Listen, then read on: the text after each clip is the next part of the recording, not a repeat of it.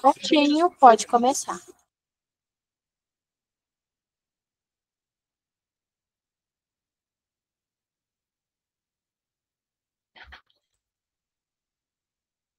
Tá, deu certo. Bom, boa tarde a todos, pessoal, né?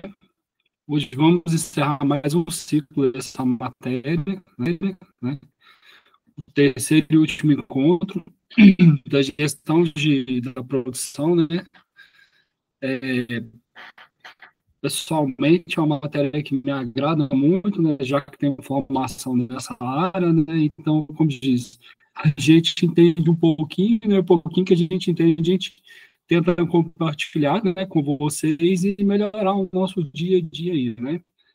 Lembrando, né, que eu sempre falo, esse processo, pessoal, gestão de processo não é tão somente a produção do bem, né, material, mas a geração de serviço também, né?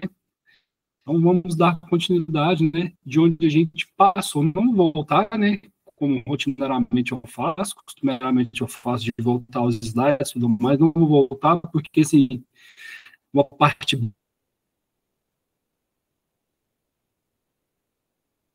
bem grande, na realidade, né, essa parte da apostila, esse final, né, assim, para não ficar muito maçante, né, para não ficar muito grande e cansativo também, né. Mas na aula passada a gente teve noções, né, de cronoanálise, né, que seria a medição do tempo da realização de tarefa, né, e viu a importância disso, né, no dia a dia da produção, né, de eu saber minha demanda real, de ter que entregar, né,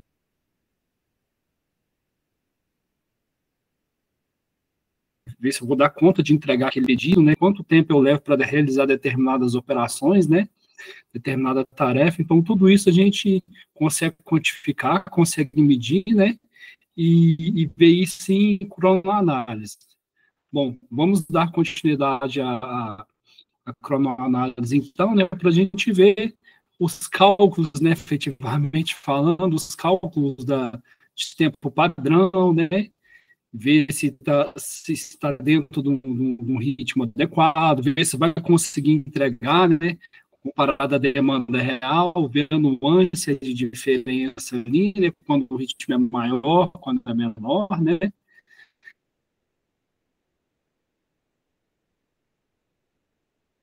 Então, hoje a gente vai continuar com isso, né.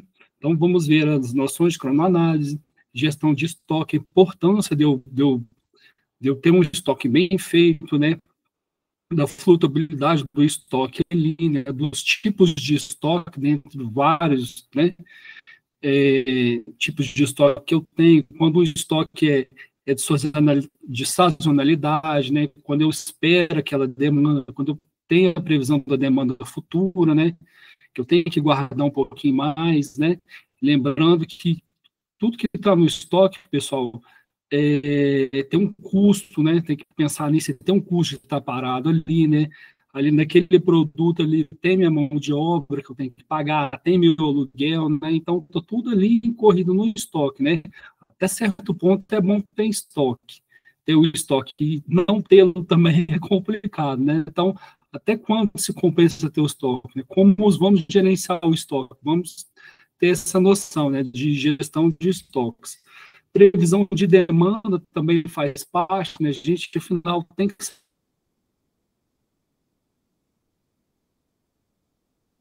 saber quanto é que a gente vai vender, né, como vamos entregar aquele produto, né, qual que é a nossa experiência, né, nosso know-how, né, com aquele tipo de cliente, né, até onde a gente é forte, né, falando na fatia do mercado das vendas, né? Então, qual a nossa previsão de venda?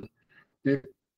Quem que vai ajudar a compor nossas previsões de vendas ali? Os vendedores ajuda, de suma importância. Então, vamos ver isso também. Tipos de organizações. Qual é o tipo da minha organização? Minha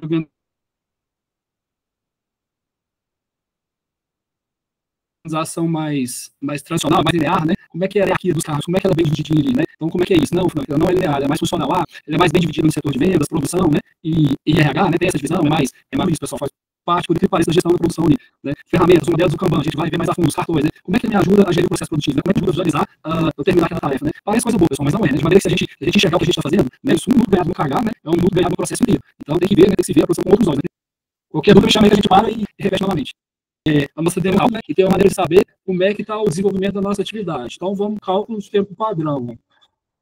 As medições dos tempos, né? Avaliação do ritmo do operador observado, e a definição da tolerância aplicável às atividades em análise. Então, vamos seguir no passo a passo. Olha o passo a passo aqui. Ó. Então, de maneira que eu tenho a medição do tempo observado, eu tenho um ritmo e ele é dado em porcentagem, né, com que se faz com que se desenrola o processo, com que se faz a atividade, e a gente tem a tolerância também aplicável a isso, né, dentro do cálculo. Então, vamos para algumas definições. Ó. Medição de tempo. Inicialmente, coleta as medições de tempo relevantes para operação em estudo. Cálculo de tempo observado, TO. Utiliza as medições coletadas para calcular o tempo observado da operação. Avaliação do ritmo do operador, né? Avalia o ritmo do operador durante a execução da operação. Né? Traz aqui para a gente. É crucial para entender, né? E compreender o trabalhador, né? Como ele realiza a tarefa.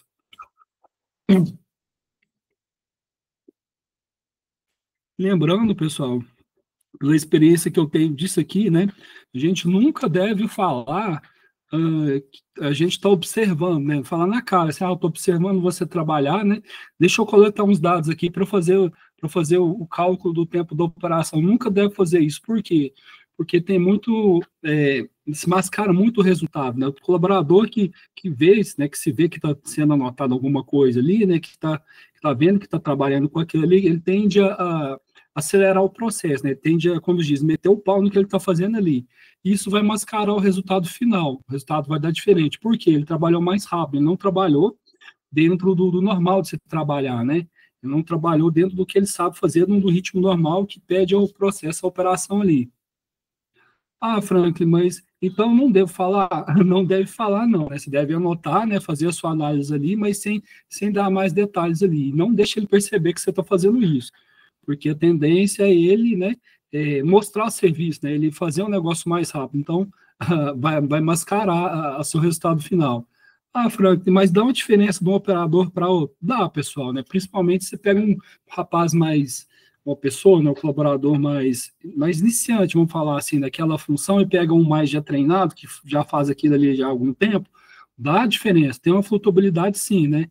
Então, qual que seria o certo? Eu pegar pegar um colaborador que já está treinado, né, que já faz aquele tipo de tarefa continuamente ali, né? Então, aquilo ali vai traduzir para a gente uma medição, um cálculo mais exato, né, mais aproximado do que seria real, né? Para a gente entregar, né, para a gente satisfazer a nossa demanda. Avaliação do ritmo do operador observado. Avalia o ritmo do operador durante a execução da operação. Definição de tolerância, estabelece tolerâncias que serão aplicadas a atividades em estudo. Essas tolerâncias indicarão a variação aceitável de tempo. Né? Então, vamos lá. Bom, a apostila traz aqui para a gente, né, algumas medições, ó, dos tempos de ciclo, né, que o ideal que a apostila fala, a gente falou na aula passada aqui, que é de a gente tomar um espaço ali amostral, a gente analisar o tempo de ciclo de 10 a 20 intervalos, né, então, ou seja, de 10 a 20 ciclos ali. E esses elementos, pessoal, seriam as operações executadas, né? Pensa numa operação qualquer aí. Eu vou encher o carrinho, né, com a pá ali, carrinho de mão, levar até uma fornalha qualquer e jogar areia, por exemplo, né? Uma atividade qualquer aí, pessoal, dentre as N atividades que tem por aí, de fabricação, de produção, enfim. Então eu vou fazer isso, né? Sei lá, 10 vezes eu vou fazer essa medição, né? Então, a gente tem tempos de ciclos tomados aqui, né? O tempo médio, 10 ciclos, e os elementos, né, que seriam nossos processos produtivos. 5 processos aqui no caso, né? A gente tem aqui o somatório desses 5 ciclos, né? E no final a gente tem uma média entre eles. Então, vamos ver isso aí. Então, a média, no caso aqui, ó, o tempo observado da operação é de 2,76 minutos.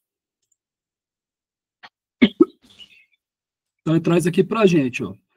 2,76 minutos para execução de cada ciclo. Entretanto, é imprescindível observar que o resultado não incorpora a análise do ritmo de trabalho do operador e aplicação de tolerâncias. Não incorpora não, pessoal. Isso aqui foi só a extração extração da medição do tempo aqui com a média, né? O cálculo veio a seguir, ó.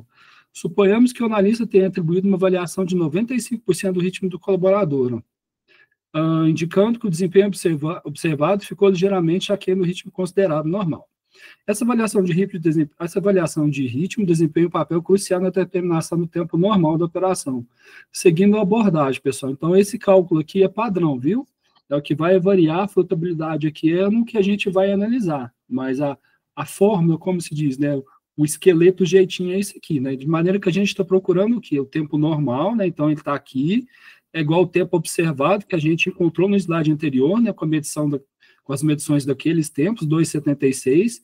Isso aqui, para um ritmo que a gente está considerando que ela falou aqui para a gente, 95% de trabalho, né? Dividido por 100. Então, deu um total de 2,66. Isso aqui seria um tempo normal, né? Considerado normal para o ritmo daquela operação. Traz aqui para a gente, ó, nesse cenário, o tempo normal, né, revela-se inferior ao tempo observado, né, essa discrepância natural. Conforme a gente comentou e falou, pessoal, nenhum operador é igual ao outro, vai ter sempre a discrepância para mais ou para menos, sim, tá bom? Mas tem essa discrepância, sim, ó. Para simplificar o entendimento, é útil recordar as regras a seguir, ó. Ele dá duas regrinhas aqui, ó. Duas observações, ó. Se o ritmo for inferior a 100%, né, que foi o nosso caso aqui, o tempo normal será menor. Se o ritmo for superior a 100%, né, o tempo normal, né, será maior. Então, né, só duas observações aqui, pessoal. Tem essa discrepância, sim. Isso a gente achou o tempo normal. Bom, para alcançarmos o tempo padrão, né, isso é tudo pequenos cálculos, pessoal. Assim, é simples o entendimento, né? É só aplicação mesmo. É necessário incorporar as tolerâncias do tempo normal. Ó. Nesse nosso exemplo, suponhamos que a tolerância, né, de 10% seja aplicada à operação, né? Então, ou seja, aqui, ó, então tem o tempo padrão, né, o tempo normal que a gente achou, né, no cálculo anterior, né? Lembrando que tem essa discrepânciazinha, que tem essa diferencinha, né? Vocês podem ver que é muito aproximado, né? Multiplicado, né, por 1 mais o tempo, né, essa tolerância de 10% sobre 100, ou 2,88. Dessa forma, concluímos que o tempo padrão para processar um pedido é de 2,84 minutos, o correspondente, né, a 2,53 segundos. Este intervalo deve ser adotado no planejamento da capacidade dos funcionários e na definição dos custos de mão de obra. Você está vendo que tudo tem como a gente calcular, pessoal, tudo tem um porquê, né, tem como a gente. Quer dizer, tem como a gente tirar, né, daquilo ali, principalmente para entender a nossa demanda ali, né, para entregar o nosso produto. Então, tudo tem como mensurar, né, tem como a gente trabalhar em função daquilo ali. Como a gente fala, né, 1 segundo ali que a gente ganha no processo, no gargalo, e ganha no processo inteiro. Ah, Frank, me dá um exemplo aí, né, você fala tanto de gargalo. Gargalo, pessoal, aquelas máquinas, aqueles equipamentos, aquele serviço ali, que demora mais do que a gente considera normal, né? Que aquilo ali acaba sendo prejudicial no tempo da produção, né? Então, quando a gente faz alterações naquele processo que tem um gargalo, quando a gente consegue ganhar uma pequena melhoria ali, a gente não está ganhando uns minutos, uns segundos preciosos ali, mas no processo inteiro, né? Essa é a diferença da gente, no final do processo, da produção ali, a gente produzir 1 item a mais, 2 itens a mais, né? Então, isso faz toda a diferença, pessoal. A determinação da capacidade, ó, também como diz, é um cálculozinho. Ó. Suponhamos que os colaboradores estejam dedicando 8 horas, né, do dia, totalizando 480 minutos de atividade. Ó. Então, né, segundo esse cálculozinho aqui, né, 480 dividido pelo nosso tempo, né, que a gente encontrou no slide anterior aqui. Isso dá o quê?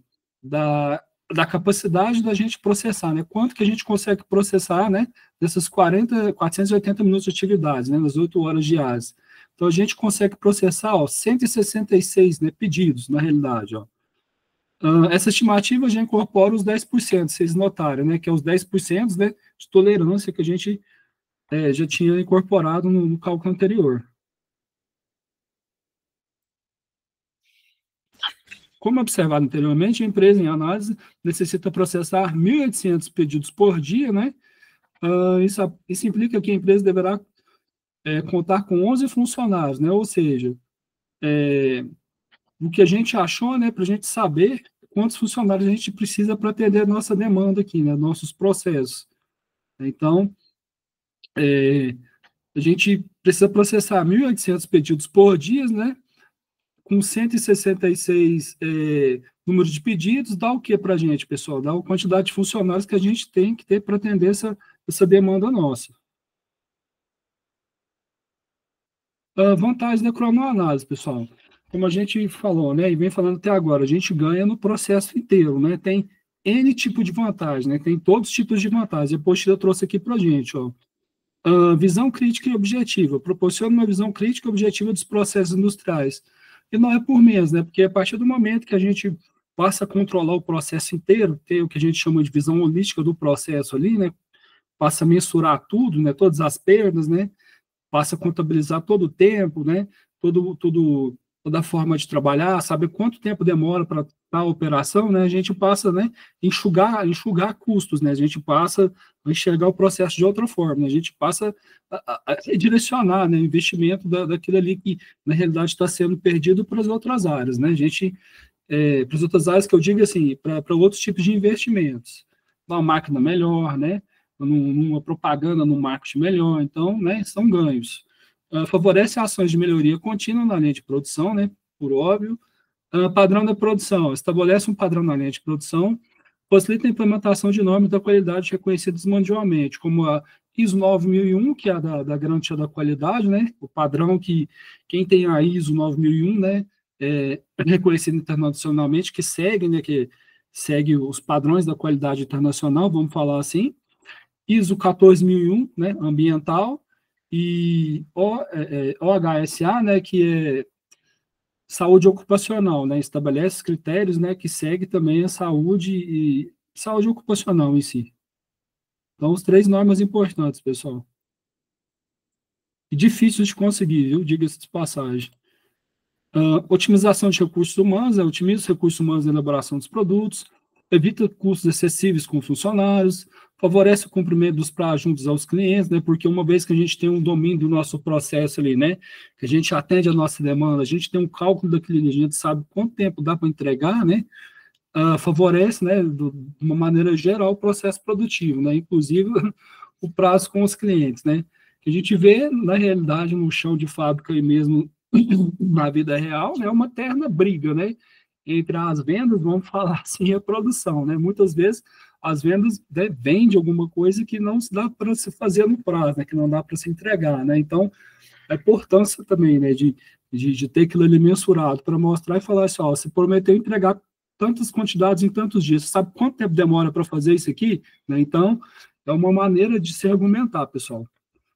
Apoio à tomada de decisões, ó, oferece apoio na tomada de decisões, né, investir em máquinas e equipamentos, oferece mesmo, né, tal qual a gente falou dos processos gargalos aí, que o dinheiro captado, né, naquele dinheiro captado, naquele desperdício, né, a gente pode redirecionar para outros lugares, né, isso favorece apoio na tomada da decisão, né, porque a gente, uma vez que a gente tem os gastos estratificados ali, que a gente, né, direciona aquilo ali corretamente, a gente só tem ganhos. A segurança no meio ambiente de trabalho, né, contribui para diminuir os riscos de acidente de trabalho, especialmente importante em ambientes industriais desorganizados. Sem organização a gente não faz nada, pessoal. É complicado. Eu já trabalhei, fiz estágio na fundição, que eu vi que, assim, ele não tinha noção do desperdício, né, que incorria ali, né, da fabricação do que ele fundia, porque ele não tinha um controle de estoque, né, a realidade era essa, né. Depois da gente sentar e mostrar para ele, a gente fazer os cálculos, você está perdendo isso, né? Ele fala, eu sempre trabalhei assim, né? Isso aí é cultura da empresa, pessoal. Na empresa maior isso não existe, não. É não tão escancarado assim, né? Planejamento da produção. Permite o melhor planejamento da produção, facilita a adaptação e variação das demandas de produção.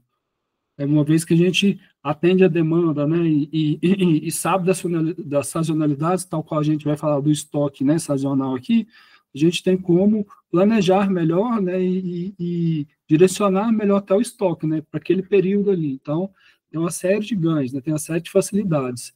Uma delas é a produção. Gestão de estoque, pessoal. Próximo assunto que a gente vai falar. Ó.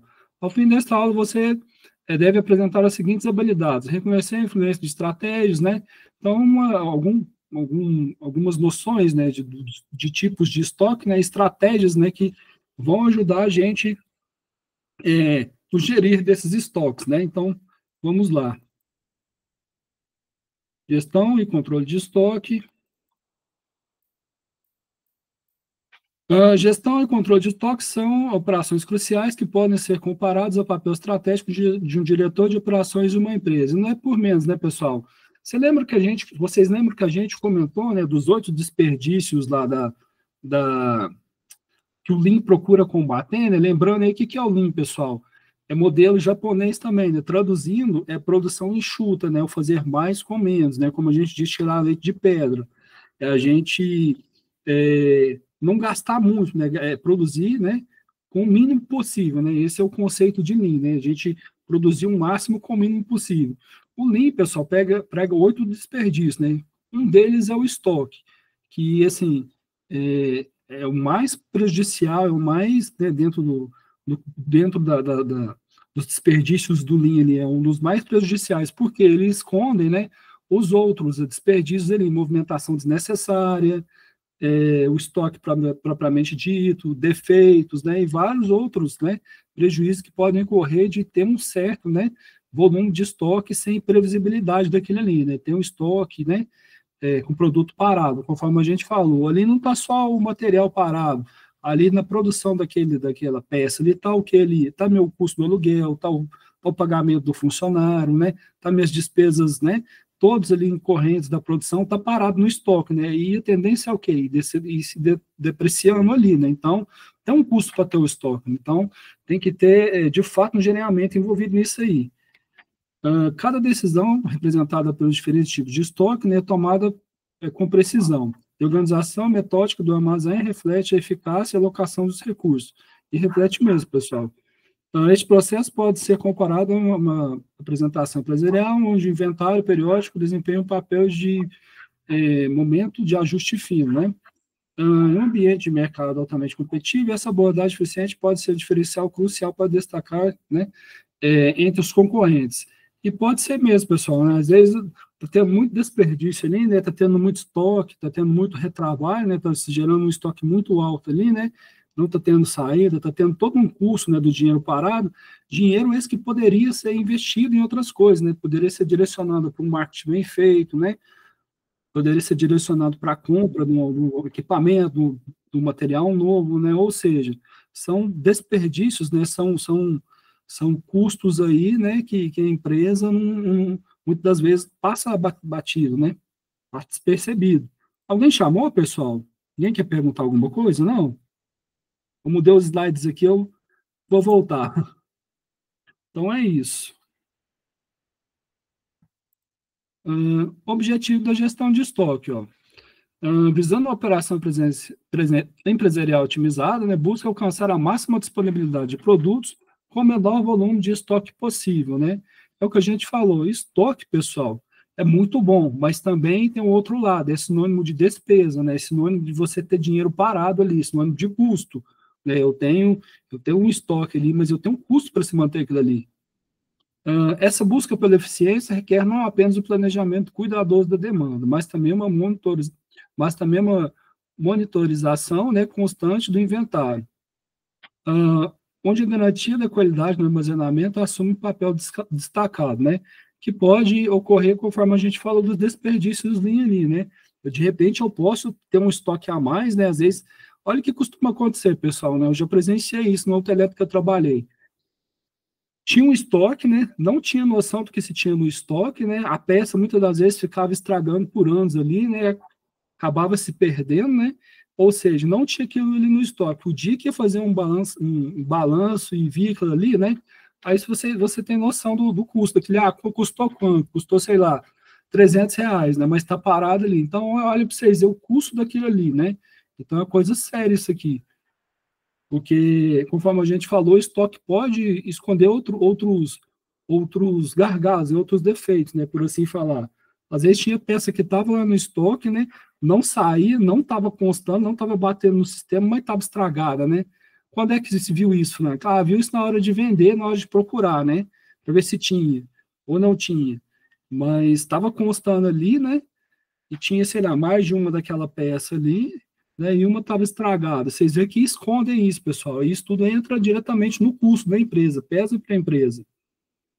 O Postler traz um dado aqui para a gente. Ó. O custo de estoque no Brasil, ultrapassando 3% do PIB, representando aproximadamente 2% da receita líquida na empresa. Ressoa como um eco, né, sublinhando a importância da estratégia dessa composição.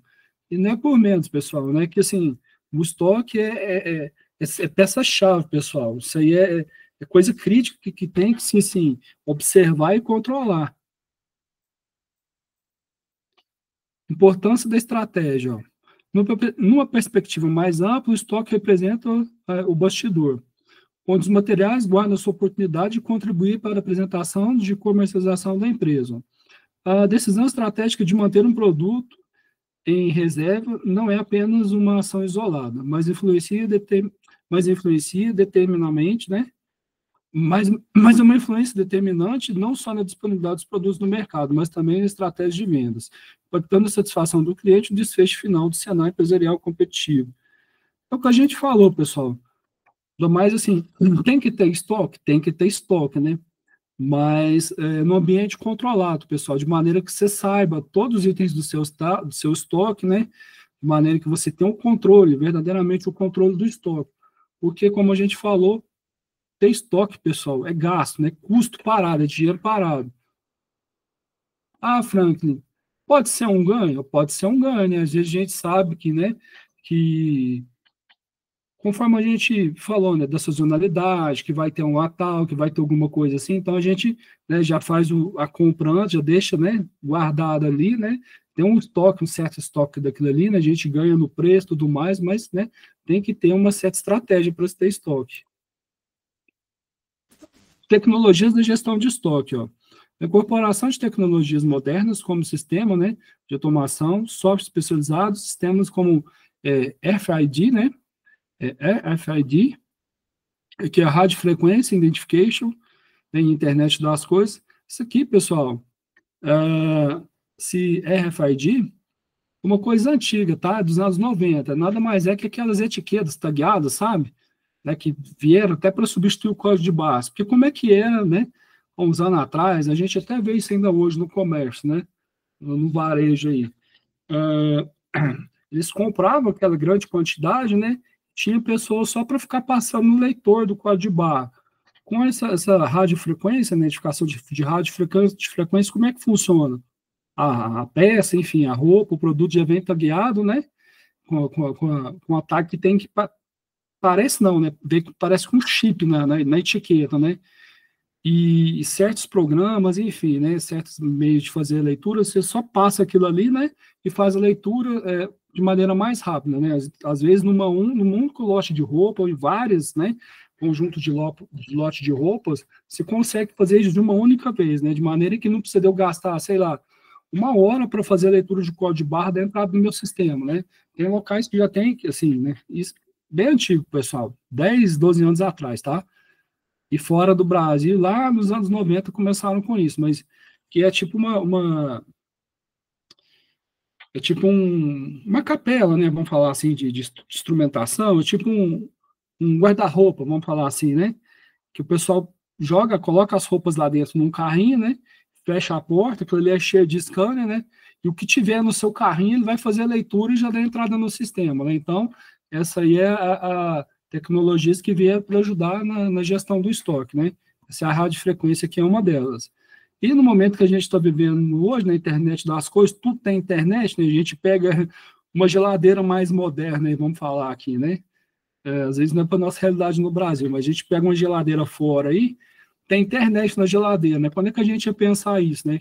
A gente vai, precisa, sei lá, comprar não sei o quê, né? Aí você pede a sua geladeira, né, integrada com algum software para fazer a sua lista de compra, né?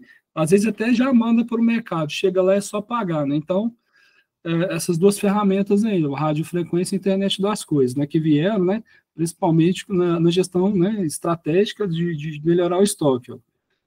Estratégia de reposição. Ó. Diferentes abordagens na gestão de estoque podem ser exploradas. Ó. Desde a cadência contínua just in time, né, a reposição periódica fixa. Esse just in time, pessoal, é a ideia, né, tudo é a ideia de modelo japonês, né? Tudo que a gente vier a falar aqui, né, esses nomes mais diferentes, a gente pode ter ideia e ter noção que é do Japão, né? Vem muita coisa de lá para cá, né? E eles foram assim, um divisor de águas, né, do que a gente conhecia como qualidade, né, e que a gente conhece hoje. Inúmeras ferramentas surgiram de lá, né, inúmeros modelos de gerenciamento são de lá, né, então o Japão é diferenciado nisso aí. Essa ideia, pessoal, just in time, é a ideia da gente não ter estoque, de maneira que a gente trabalhe com a produção puxada. Ah, Frank, o que é puxado? A gente vai produzindo, né, vai sair na produção de maneira que a gente vai recebendo os pedidos, né? Just in time seria a produção, né, junta no tempo perfeito, né? Então, eu não tenho estoque, sei lá, de 10 telefones, né?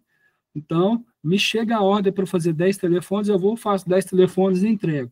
Vocês veem que não gerou estoque, né? Que isso aí chegou e saiu, né? Então, essa é a ideia no just in time, no tempo certo, na hora exata, né? Produzir o necessário, né? Que realmente for necessário no momento certo, na hora certa. Então, a ideia é essa. E trazendo aqui para a nossa realidade aqui, a gente procura trabalhar com estoques mais baixos, né? Dependendo da nossa estratégia aí, mas, né? Não é uma realidade para a gente, né? Trabalhar 100% just in time. Até porque né? Entre uma série de coisas, né? Como a logística do nosso país que não é tão boa, né? As estradas e tudo mais, né? Então, para a gente, o just in time puro seria utopia, né? Just in time, conforme é pregado no modelo japonês aí, né? Que eles atendem a tempo e a hora. Cadeia de suprimentos e logística. Ó. A integração da gestão de estoques e cadeia de suprimentos e logística constitui uma engrenagem completa, né, por mês, né, um depende do outro, na qual a eficiência da movimentação dos materiais desempenha um papel crucial, né, para a fluidez operacional da empresa. Indicadores de desempenho, né, o Key Performance Indicator, né, são os indicadores, pessoal, que assim, tem que se ficar monitorando o tempo inteiro. O que é? Satisfação do cliente é um indicador, né? O que mais que a gente pode falar?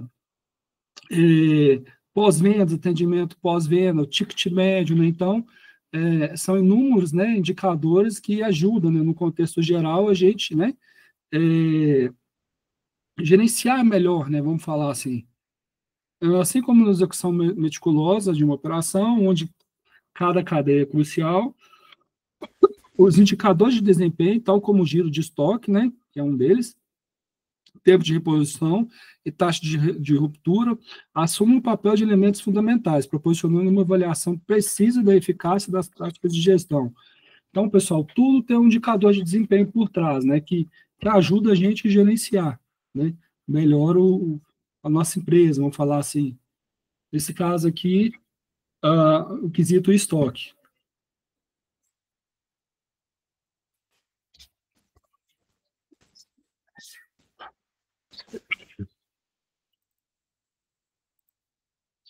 Desafios e tendências, né, atuais em gestão de estoque.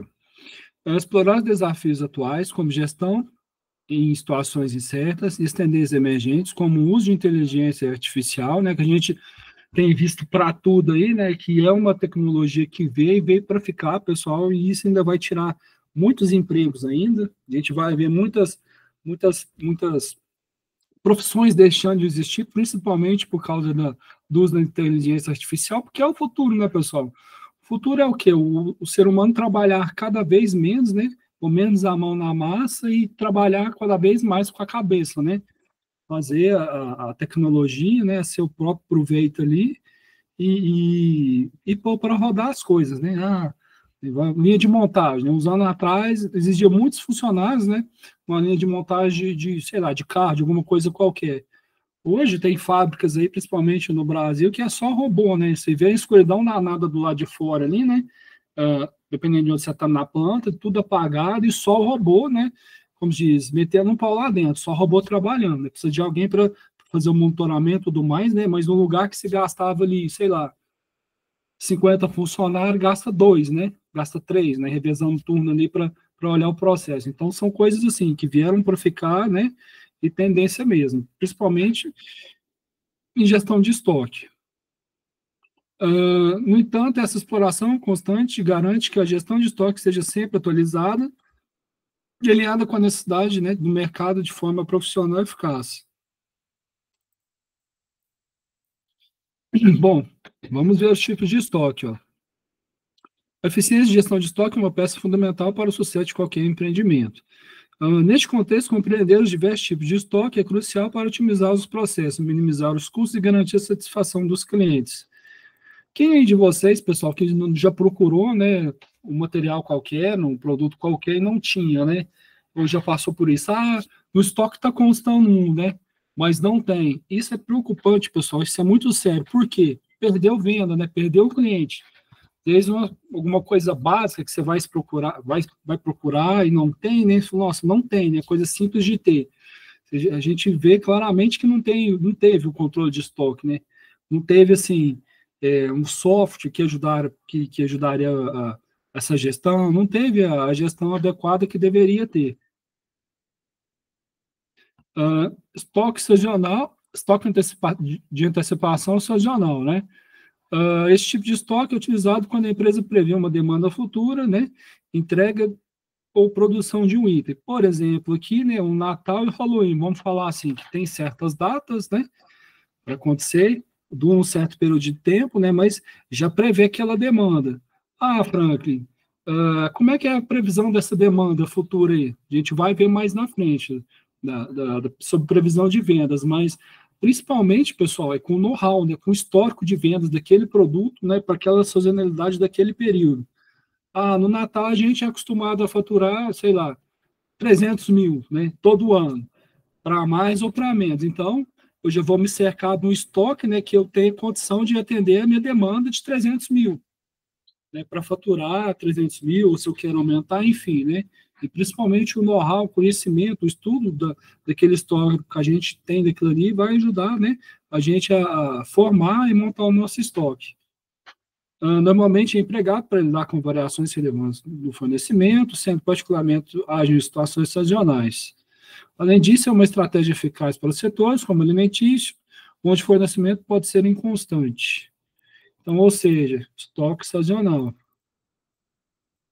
Estoque consignado. O estoque consignado é mantido por terceiros, como distribuidores e clientes, mediante acordo. Importante destacar que, apesar de estar sob a guarda dos terceiros, a propriedade dos itens permanece com o fabricante do produto. Então, é uma boa também, pessoal. Por quê? Você não gera espaço, né? Seu estoque está em outro lugar. É bom e ruim, né? Tudo tem suas vantagens e desvantagens também. Mas, pelo menos, né, o seu espaço ali não vai ser ocupado pelo estoque. Estoque de contingência. Serve como uma garantia para cobrir situações extraordinárias de falhas, operações ou nos sistemas da empresa, oferecendo uma rede de segurança em momentos críticos. Estoque inativo. São itens que se encontram ultrapassados e não tiveram saída nos últimos períodos. Determinação do tempo de inventário depende da gestão do estoque e da área de atuação da empresa. Franklin, por quanto tempo eu devo guardar? Não sei. Né? Depende do seu know-how, né? Do seu conhecimento, da sua gestão de estoque, principalmente. Né? Como é que é a sua sazonalidade aí, em determinados períodos? Né? Como é que é seu gerir do estoque? Que tipo de previsão de vendas você tem? Então, depende de N fatores disso aí, né? Para ter o estoque nativo. Mas saibam que é dinheiro parado, né? Essas caixas aqui, só um exemplo, tá, pessoal? Para a gente abordar sobre o assunto. Ó. Então, tudo que está ali tem um custo para estar ali, né? Tem um custo da mercadoria se depreciando ali. Então, né, saibam que ter estoque, né, é custo. Estoque máximo. Refere-se à quantidade máxima de produtos a serem armazenados por um período pré-estabelecido, antes de realizar novos pedidos. Ó. Essa estratégia pode gerar economia na compra, permitindo a negociação de descontos para grandes volumes. Então, para tudo, pessoal, né, tem um porquê e um para que da gente ter o estoque. Né? Da mesma maneira que a gente tem um estoque máximo, a gente também, por outro lado, tem um estoque mínimo. Né? E muitos lugares não se atentam a esse estoque mínimo, esperam a mercadoria acabar ou quase acabar para fazer o pedido. Né? Então, não contam com o prazo de entrega do fornecedor, né? Atualidades, né? Não contam com o preço. O que é o correto, Frank? Cada empresa é uma, cada local é um local, mas o que é o correto? Tem uma quantidade mínima ali, né? O sistema baixou, sei lá, para 3 itens, né? Então, 3 itens já peço, né? Já peço a nova mercadoria, enfim, né? Já, já, já vamos montar meu estoque novamente. Tem lugares que não, né? Esperam zerar, acabar para ter esse controle, né? E quando esse controle está errado, pessoal, é que é comum, no meu estoque estava contando 3, eu fui lá ver, tem só um. Eu vou pedir, né? Mais o tempo de chegada, né? Mais alguma eventualidade, né? Mas como é que está essa procura? Como é que é a previsão de vendas? Sai muito? Então é complicado isso, pessoal. Gerir o estoque, né? A gente tem que gerir com muito carinho, a gente tem que ver o estoque de outra forma. Estoque médio, corresponde à metade do estoque normal acrescido do estoque de segurança. Esse tipo de estoque deve ser monitorado com mais frequência produtos perecíveis. É os mercados, pessoal, que a gente vê, né? Os estoques ali de, de alimentos, né? Vamos falar assim. Estoque mínimo, também conhecido como ponto de ressuprimento, né? É a quantidade mínima necessária para adicionar o pedido de uma compra a um item específico. A gente falou, pessoal. Muitas empresas agarram, né, que pegam esse estoque mínimo. Por quê? Não conta com o tempo de pedido ali, né, de ressuprimento, e muitas das vezes não tem um controle ideal do estoque, né? Consta no sistema, o famoso consta, né? Consta no sistema 5 itens lá, você vai ver tem 2, ou não tem nenhum, né? Então, isso é complicado. Estoque de proteção visa compensar demandas inesperadas e atraso no fornecimento, assegurando a continuidade das operações durante o período de incerteza. Estoque regulador utilizado em empresas com múltiplas filiais, né? Em estoques mantidos por uma filial para atender as necessidades das demais. Isso aqui é mais comum, pessoal, atacadistas da vida aí, né? Que tem várias filiais, né? Vamos falar assim. Então, eles fazem uso do estoque regulador. Na empresa que operam com vários produtos ou múltiplos estágios de produção, o estoque de ciclo é planejado para atender as demandas de cada produto no momento certo. A gente vê, né? A gente está vendo agora que tem N tipos de estoque, pessoal. Estoque em trânsito, composto por itens em trânsito nos veículos de transporte, refere-se ao período em que os produtos permanecem nos veículos antes da entrega. Dropship, que é muito comum, né? Nos tempos de hoje, pessoal, com a internet, né?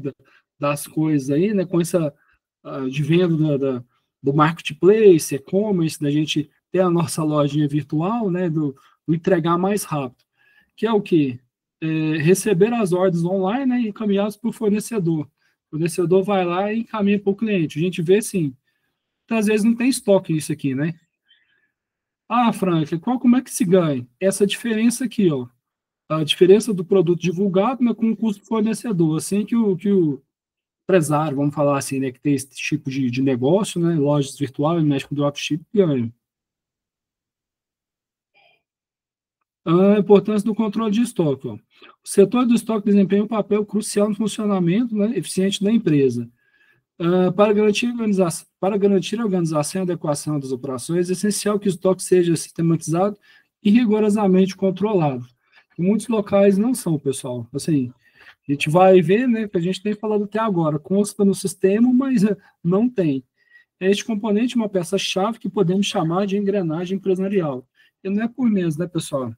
É o que a gente falou, às vezes o custo de estar parado, né? O dinheiro que está parado ali, né? Às vezes poderia estar sendo investido em outras áreas da empresa, outros departamentos, né? Fazendo melhor uso do dinheiro que tá em forma de estoque ali. A pessoa encarregada do estoque deve possuir características como dedicação, responsabilidade e habilidade de manter um controle meticuloso de todos os itens que entram e saem. Isso aqui não é por menos, não, pessoal. O estoquista tem que ser encarado como polícia, né? Que ali, no mais, é quem trabalha ali, né? Para evitar, assim, de entra e sai, né? Enfim, e aquilo ali vira uma bagunça. Então, o estoque estando na mão de uma pessoa só, É mais fácil o controle. Considero, por exemplo, né, a seguinte situação. Um cliente interessado em um produto divulgado recentemente nas redes sociais da empresa, seu vendedor, ao ser consultado sobre a disponibilidade do produto, precisa verificar no estoque. Se após alguns minutos o vendedor informa que o produto não está disponível, surge um problema sério. Neste caso, a falta de controle e comunicação eficaz entre as equipes resulta na perda da venda. E é o que mais tem, pessoal, que a gente tem falado aí.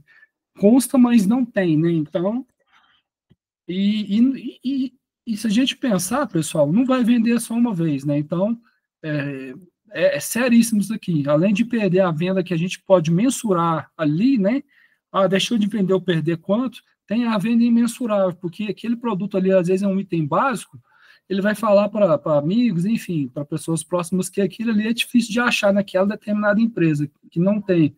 Como é que você faz a contabilização dessa perda, né, que é intangível? Como é que você mensura aquilo ali, né? Mensura. Não tem, né? Por motivos óbvios, bobos, seu que deixou acabar por falta. Toda vez que você vai procurar e não tem. Então, é coisa séria, pessoal. Muitas empresas chegam assim, a perder fatia do mercado, né? Perder para a concorrência por causa de coisas bobas assim, né? Pela falta do mau gerenciamento do estoque. O controle de estoque, quando executado de maneira eficaz, contribui não apenas para a organização interna, mas também aprimora significativamente o atendimento ao cliente, aumenta os lucros e fortalece a fidelidade do cliente. E não é por menos, né, pessoal? Quando a gente é bem servido, tem tudo que a gente precisa ali, né, a gente vê com outros olhos, né, o local. O gestor do estoque deve possuir habilidades específicas, tais como, então vamos ver como é que deve ser, né, o gestor de estoque, ó. Organização e atenção aos detalhes, a capacidade de manter registros organizados e detalhados. Instinto de liderança, além de supervisionar o estoque, né, porque ele é uma polícia lá dentro, tem que ser, o gestor deve ter a habilidade de liderar, cobrando tanto a entrega pontual dos fornecedores, quanto estimulando as vendas por parte da equipe de vendedores. Habilidade financeira, o gestor do estoque deve ter um fim, né, para o controle financeiro. Entretanto, a importância de otimizar os custos operacionais e maximizar os lucros. É o que a gente fala, pessoal. Ter estoque, né, é bom até certo ponto, mas tudo é equilíbrio, pessoal. Tu tem que ter esse equilíbrio. E o cara do estoque também tem que ter esse equilíbrio, né? Ele não pode deixar faltar, mas ele também não pode ter excesso, né, ao ponto de prejudicar a empresa, de não sair, né, de ficar encalhado o produto. É o tal negócio, pessoal, tudo é argumento, né? Se eu estou no estoque ali, tem, sei lá, 3 itens daquele ali, né? E sai um por ano, não tem necessidade de eu ter muito mais daqueles 3 itens, né? Porque, afinal, é um dinheiro parado, né? De compra de mais de um daquele item, eu tenho argumento. Aquilo ali no ano passado saiu um, né? Ou não saiu nenhum. Vai querer comprar? Isso é custo. Então, tudo é uma questão de controle, né? E ter argumentos. Previsão de vendas, ó. A gente vai falar um pouquinho agora sobre previsão de vendas. Então, ao fim desta aula, você deve apresentar as seguintes habilidades: entender os passos e elementos essenciais envolvidos no processo de previsão de vendas, desenvolver as habilidades em análise de mercado, né? Então, vamos lá falar um pouquinho de previsão de vendas.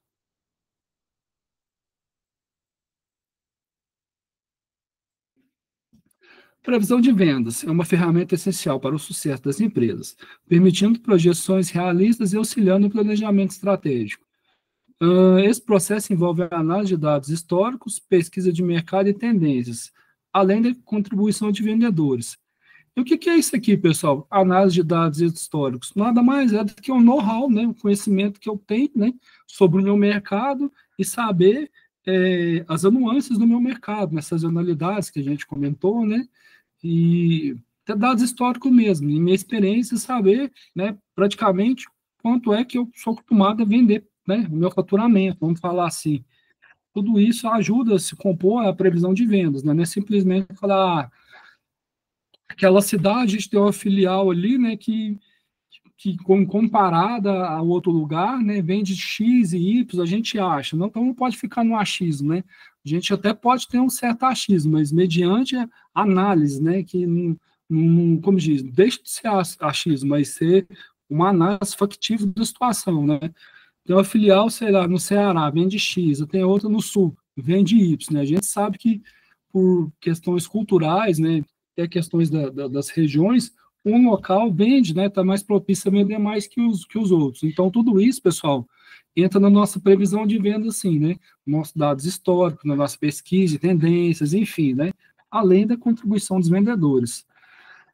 Embora muitas vezes subestimada, ela é crucial para definir estratégias eficazes, estabelecer metas tangíveis e impulsionar o crescimento sustentável. Enfim, previsão de vendas ajuda a empresa a se destacar no mercado competitivo. E não é por menos, né, pessoal? Que uma previsão de venda bem feita, né? Eu tenho certeza daquilo ali, né? Ou os números que ajudam eu a tomar a decisão, né? São claros e objetivos daquilo ali, né? Então, a chance do sucesso, né? A chance de eu conseguir atingir minhas metas é maior. Elementos cruciais na análise de previsão de vendas. A previsão de vendas é sustentada na análise criteriosa de fatores que exercem influência direta sobre o desempenho comercial da empresa. Então, vamos vê-las, ó, que ajuda a gente nessa previsão de vendas. Ó. Análise e projeção. O empresário analisa as informações coletadas, projetando as vendas futuras. Resultado não pode... Os resultados são comparados e premissas são estabelecidas para fatores que não podem ser calculados numericamente. É o que a gente tem falado, que a gente falou. Quando a gente não tem condição, né, de fazer aquela... Não tem a condição, tal qual a postura traz para a gente aqui, de numericamente, né, a gente não tem os números, não tem condição de calcular, né, aí a gente entra, entre aspas, aí no nosso achismo, que não é achismo, pessoal, mas é análise, tá? E vai muito do que a gente chama, que a gente fala de know-how aí. O que é isso, Frank? A experiência que eu tenho daquele mercado, né, ao qual eu faço parte, né? Eu tenho a experiência, né? Eu tenho a previsão de vendas, enfim. Eu tenho ali o conhecimento dos meus concorrentes, eu tenho o conhecimento do meu faturamento, né? Eu sei até onde eu vou, né? Até onde eu posso, né, ir. Então, é a análise, pessoal. Conversão de premissas e previsões específicas. As reduções e premissas são convertidas em previsões específicas para o mercado como um todo e para a região que o negócio está situado. Isso proporciona uma visão mais detalhada e adaptada às circunstâncias específicas. Vocês veem, conforme a gente falou, que tem diferença, pessoal, do mercado, numa filial, sei lá, no Nordeste para uma filial no Sudeste, né? Conforme a gente falou. E tudo isso, pessoal, a gente vai, né, entender nas vendas ali, das previsões, né, nas análises, pessoal. Somente assim, né, para a gente saber, né, como é que vai se comportar o mercado, né, naquela região ali. Análise. A aplicação nas operações cotidianas. Ó. Por fim, as previsões de vendas são integradas às operações diárias da empresa. Esse passo é crucial para garantir que as estratégias e ações estejam alinhadas com metas estabelecidas, impulsionando o sucesso dos negócios, etc. E é mesmo, pessoal. Então, tem que estar integrado, né, com as operações diárias, enfim. É o que a gente vem falando até agora, pessoal. Know-how, né, do que eu faço. Tem que ter conhecimento, né, daquilo que eu estou inserido ali no mercado. A apostila traz para a gente um vídeo, né, a respeito disso, sobre previsões de vendas.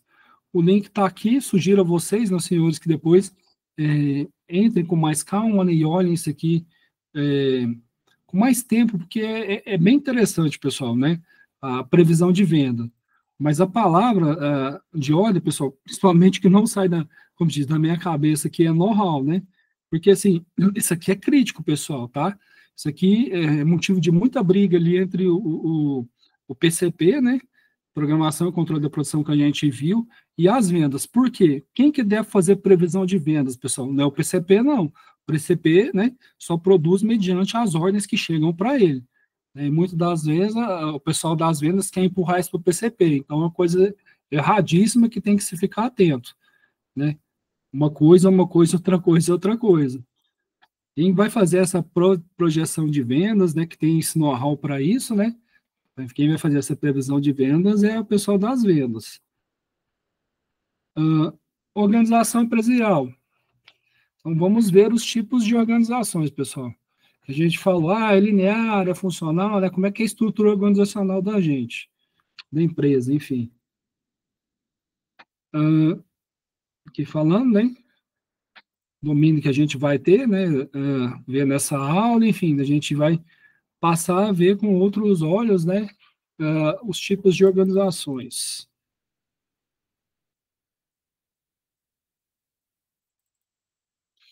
Entendendo o coração da empresa. A organização empresarial é mais do que uma simples entidade legal.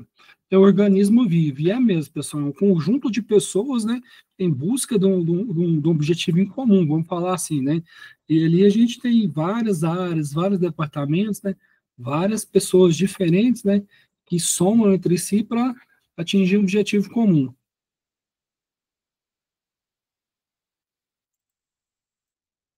Analisando e aprimorando a rotina empresarial. Ó. A gestão empresarial tem a nobre missão, né, de examinar todos os aspectos da rotina da empresa, desde decisões mais simples até as estratégias mais complexas. O objetivo primordial é entender e aprimorar todos os processos envolvidos no funcionamento da empresa, otimizando o resultado através da integração e análise sistêmica. A característica marcante da gestão empresarial é a sua constante busca por aprimoramento. E tem que ser assim, pessoal, tá? Para dar certo, tem que ser em busca do que a gente chama de melhoria contínua. Todos, enfim, em prol de um objetivo comum, né? Cada um nas suas expertises, cada um nas suas expertises áreas ali, né? Cada um fazendo o que faz de melhor, né? Mas juntos, combinados, né? Os esforços ali para se atingir um objetivo comum. Ela visa otimizar resultados semelhantes a um afinado maestro regendo uma orquestra. E parararã, né?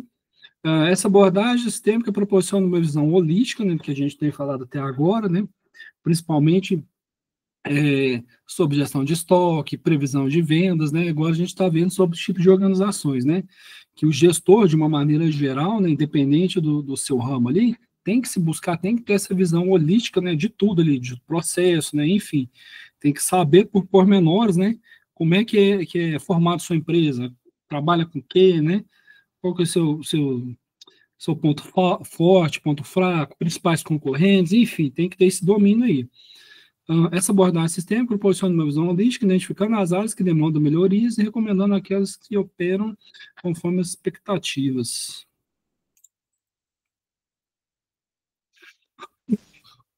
Tipos de organização empresarial. Cada empresa é um, que é a mesma, né? Com suas próprias necessidades, peculiaridades. Nossa, rolei agora para falar essa palavra. Mas é o que a gente falou, né? Até a mesma empresa, né, tem diferenças regionais, vamos falar assim, que a gente colocou aí, filial num lugar, filial outro, né? Por quê, pessoal? Cada lugar é um lugar com seus costumes, né? Com sua organização, com sua cultura organizacional, enfim, cada empresa, né? Até ser na mesma empresa, né? Os processos são iguais, mas as pessoas são diferentes. Diante dessa diversidade, não existe um modelo único da organização empresarial que seja universalmente aplicável a todas. E não é mesmo, pessoal. Cada lugar é um lugar, cada história é uma história. Então, vamos ver três distintas aqui agora. Ó.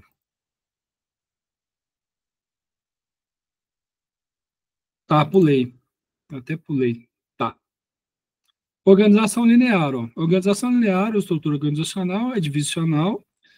É divisional é comum, é comum em grandes empresas que atuam em amplas áreas geográficas ou segmentos específicos. Ó. A sua principal vantagem é a rapidez e eficiência no segmento às necessidades. Ó. Com estrutura piramidal, hierarquia unidirecional, cada colaborador responde a um único gestor.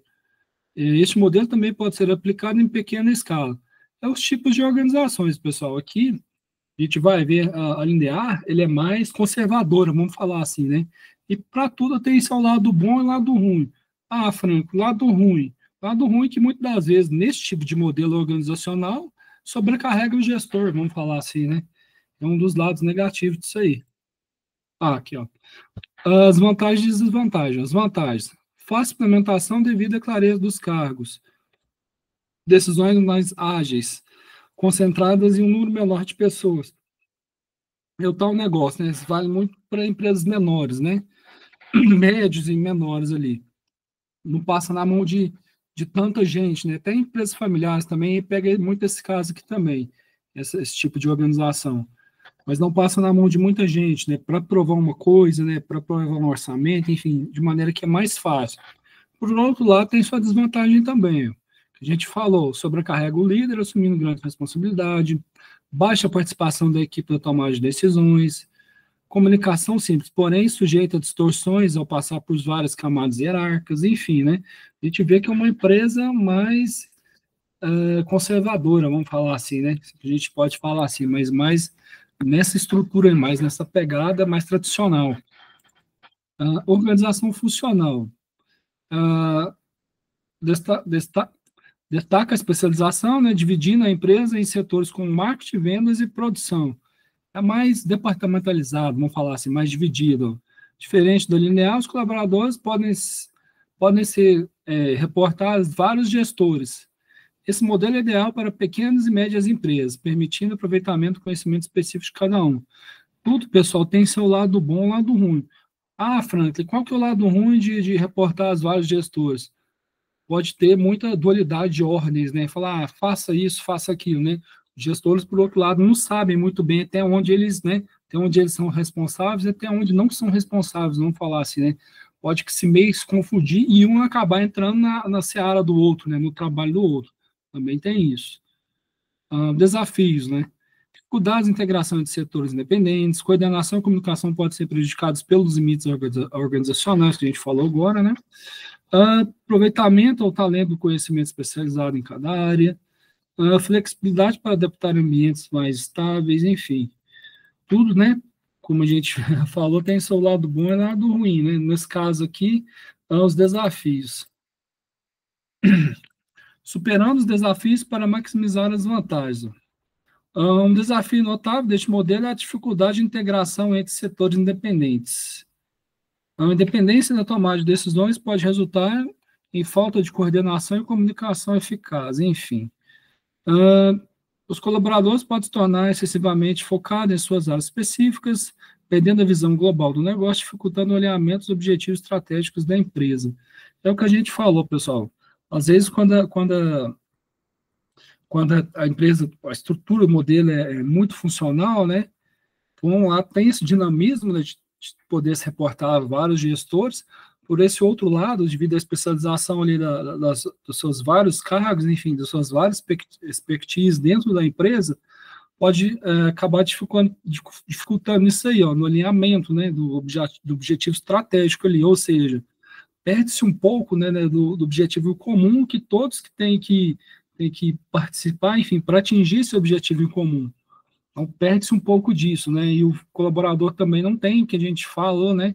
A gente tem falado até agora, visão holística, né? Visão global do negócio da empresa. Então, eu fico ali no meu mundinho, né? Eu faço isso, né? Faço aquilo, mas ao mesmo tempo, né? Eu não tenho essa visão, né? Que precisa ter. Para superar esses desafios, medidas devem ser implementadas para melhorar a coordenação, comunicação e promover uma visão mais abrangente. E é isso. Um outro estilo também, é o Lean Staff, é o apoio. Organização surge uma fusão entre os dois, pessoal, entre linear e funcional, eliminando possíveis desvantagens, potencializando as características possíveis, né? Potencializando as características positivas de ambas as abordagens, né? Ou seja, é um meio termo, vamos falar assim, né? Que seria essa linha apoio aqui, a linha staff. Nesses cenários, diferentes setores da empresa desempenham funções tanto de linha, né, relacionadas às decisões da empresa, quanto de staff, ligados a assessorias e aconselhamentos. Características advindas da organização staff. Organização de linha, ligada à execução das tarefas, organização staff, responsável por prestar assessoria e serviços especializados. Este modelo, né, a hierarquia coexiste harmoniosamente, né, com o setor especializado. Essa combinação eficiente permite uma integração fluida entre os setores de diversas áreas. Bom, para tudo, pessoal, tem seus benefícios, né? Benefícios, combinação hierárquica especializada, utilização eficiente de conhecimento, enfim, desafios, possibilidade de confusão entre as funções de gestores, potencial para conflitos, acúmulos de funções, né? É o que a gente viu nos dois aí, principalmente que a gente viu no funcional, principalmente. Conflitos e acúmulos de funções devem ser cuidadosamente avaliados e abordados para garantir o pleno aproveitamento dos benefícios. Enfim, é isso. Sistemas de produção, pessoal. O último do nosso tópico aqui. Então, vamos falar um pouquinho do just-in-time. É um sistema de produção. Funciona como um time coordenado, onde itens, né, pessoas e processos colaboram para criar um produto ou serviço. A visão sistêmica é essencial para a sua evolução, permitindo ajustes contínuos para atender melhor o mercado. Esse sistema é composto por diversos elementos interdependentes, como pessoas, equipamentos e processos, cuja eficiência depende da interação entre eles. Uma gestão eficaz requer uma visão holística, né, que a gente tem falado até agora, uma visão global do todo. Isso vale para tudo, pessoal. Diversificando estratégias, tipos de sistemas de produção. Então, vamos explorar algum deles. Produção contínua. Caracteriza por uma sequência contínua, um fluxo lógico que segue uma linha racional.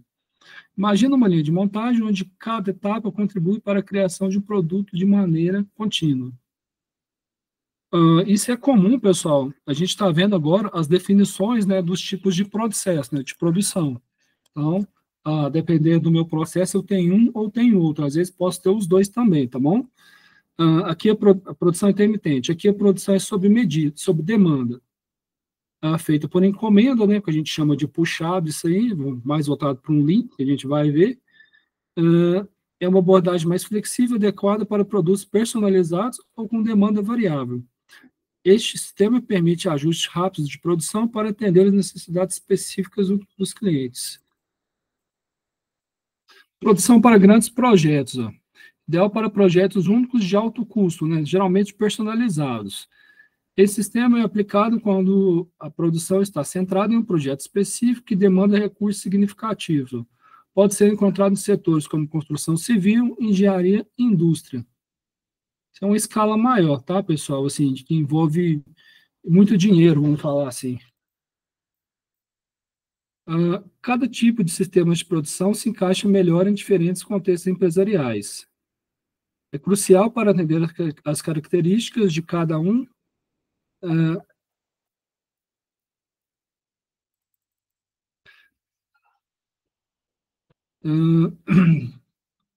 Perdi aqui. É crucial para atender as características de cada um e ser cauteloso na escolha.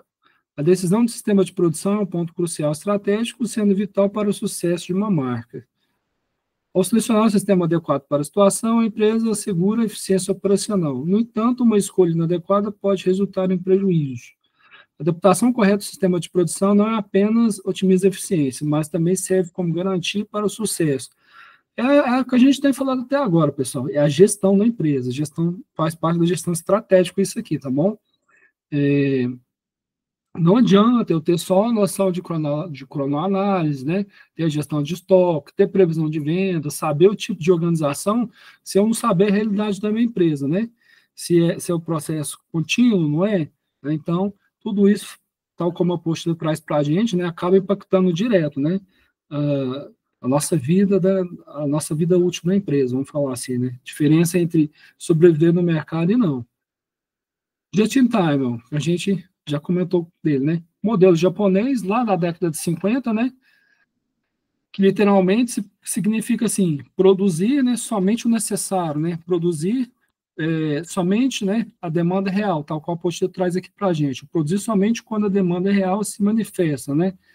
E às vezes não é a realidade, principalmente do nosso país aqui. Por N fatores, né? Um deles é a logística, né? Conforme a gente já comentou. Mas é comum, pessoal, na Toyota, né?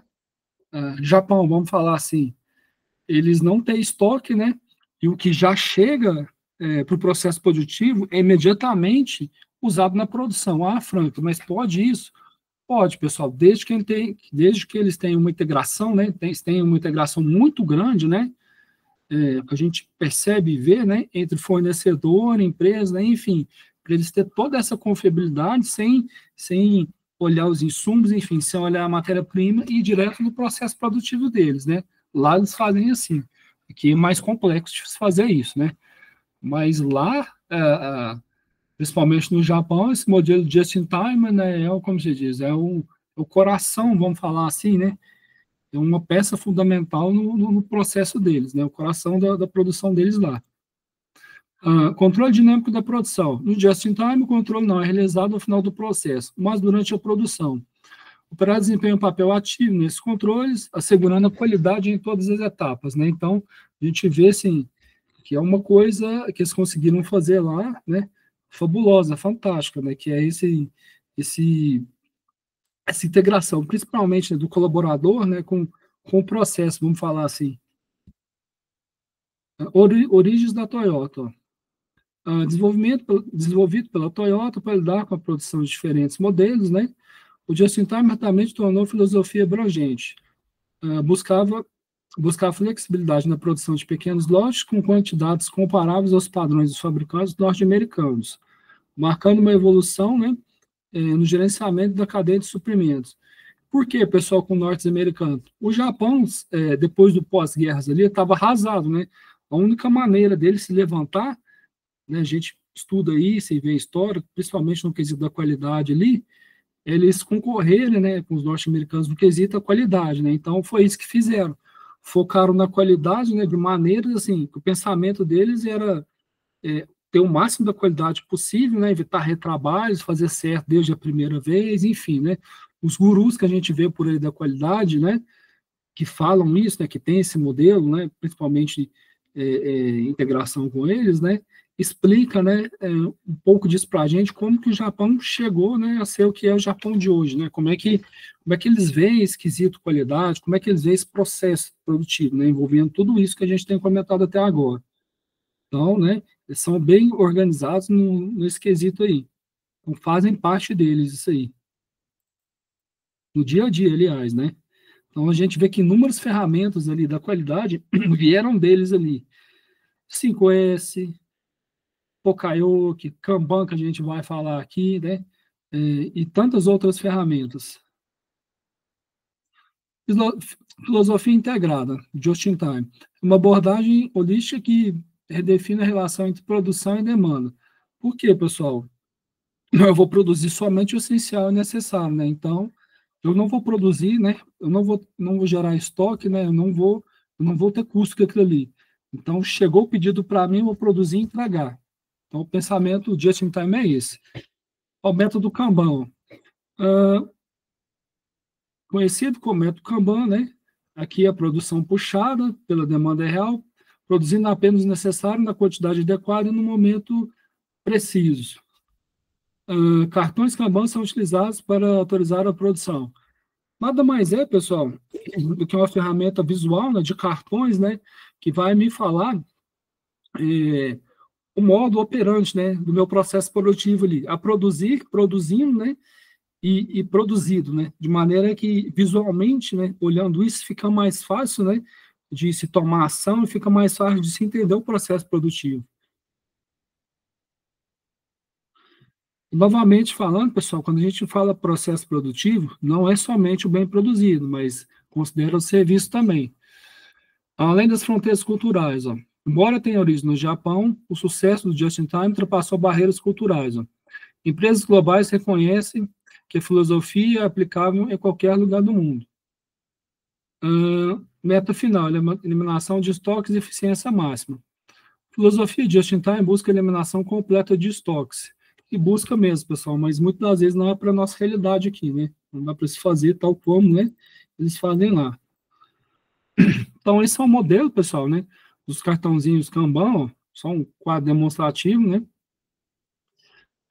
Então, origem e significado. O termo japonês Kanban, né? Que se traduz como cartão, refere-se a um sistema ágil de visual, né? Para controle de produção e gestão de tarefas. Desenvolvido pela Toyota, pessoal. É o que a gente falou. Tudo que é bom com relação à produção, né? Com relação ao desenvolvimento humano, com relação à gestão, né? Muitas coisas vieram de lá, né? Então, são exemplo, né? Modelares para a gente. Agilidade e visualização. Ser ágil no contexto do Kanban significa adaptar-se ao ritmo de trabalho, especialmente em equipes com prazos apertados. A diferenciação do Kanban. Ele acompanha o status das tarefas, os responsáveis e utiliza esquema de cores como sinalizadores de prioridade. Ó. Embora associado ao Just-in-Time, o Kanban é uma ferramenta específica para facilitar a abordagem ágil e visual na gestão, enquanto o Just-in-Time é uma filosofia mais ampla voltada para a identificação e otimização de desperdício da produção. Tem essa diferenciação, pessoal, mas normalmente, gerencialmente falando, usa-se os dois, tá bom? Assim, é uma série de fatores, né, uma série de benefícios, né, que se complementam, o Kanban e o Just-in-Time.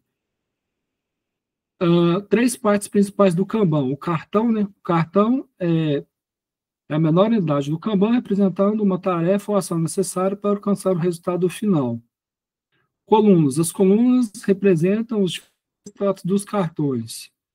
Pessoal, não vou ler tudo, não, para não ficar maçante, tá? Para não ficar muito chato também. Então, depois vocês leiam, né? E, assim, leiam com mais atenção, né? Garanto que vocês vão pegar isso aí. O quadro. O quadro é o Kanban como um todo, né? Organizado com as colunas e cartões. As principais funções do Kanban incluem gerenciar o fluxo de trabalho, equilibrar processos e limitar a quantidade de trabalho.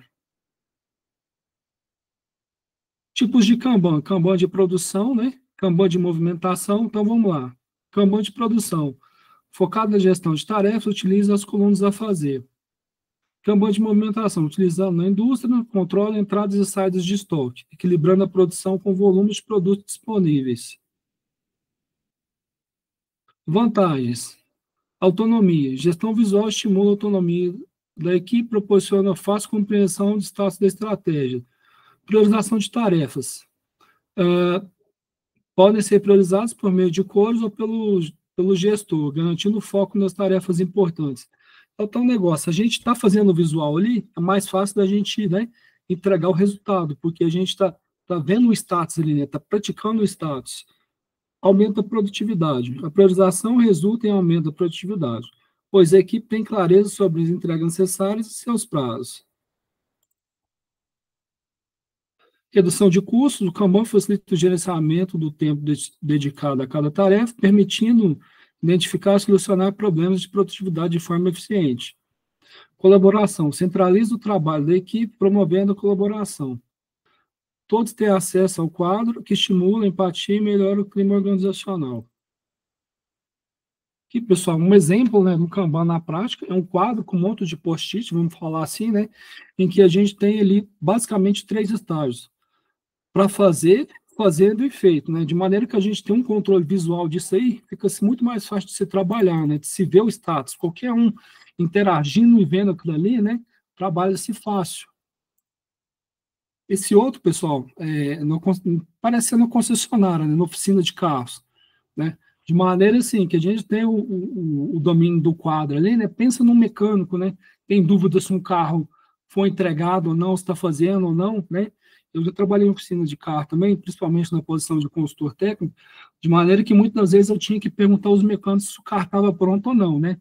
Se tivesse isso aqui, né, era muito mais fácil identificar o status do carro ali. Ah, tá fazendo o quê, né? Então, através de uma ferramenta visual dessa, é fácil de se trabalhar. E aqui estão as referências, pessoal, né? Da apostila.